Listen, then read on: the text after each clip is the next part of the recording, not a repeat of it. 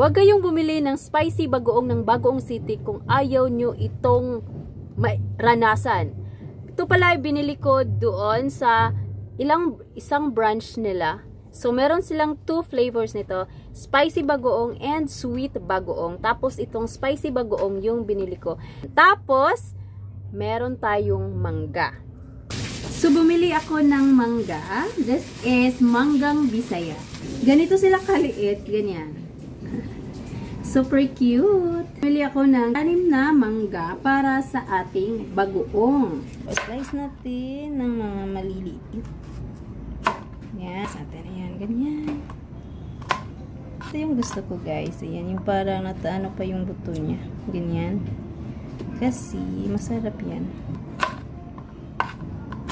Slice ko na sila. Ayan, guys. This is spicy bagoong salted shrimp paste. Tapos, yung mangga natin ay na-slice na. So, itatry natin itong bagoong ng Bagoong City. Open natin siya para matry natin. Kasi, na-try ko na yung, diba sila yung nag-viral, yung ginaganyan yung mangga. Tapos, meron natin silang ganito na naka-jar. So, may 2 sizes available nito, yung maliit, tapos ito. Yung maliit nila is 85 pesos, tapos ito 149 pesos. Ang sarap. Bagoong, guys. Ayan.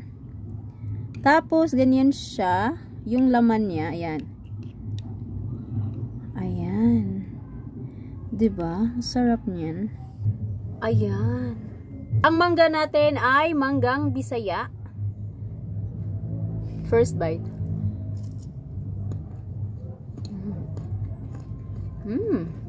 Sarap talaga ng bagoong nila. Try nyo. Bibili ako nito para kung gusto kong kumain ng mangga, available na siya kaagad sa aming bahay.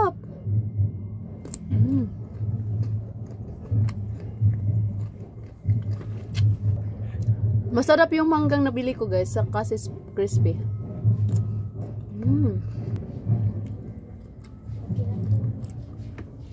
Sarap. Cheers.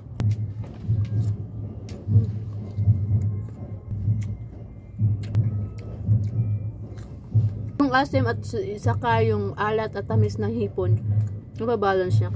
Kaya wag kayong bibili ng spicy bagoong ng Bagoong City, guys, kung ayaw nyong mapakain kayo ng marami ng manggas.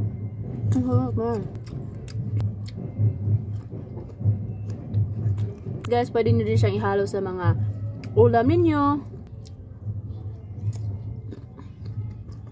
Last bite.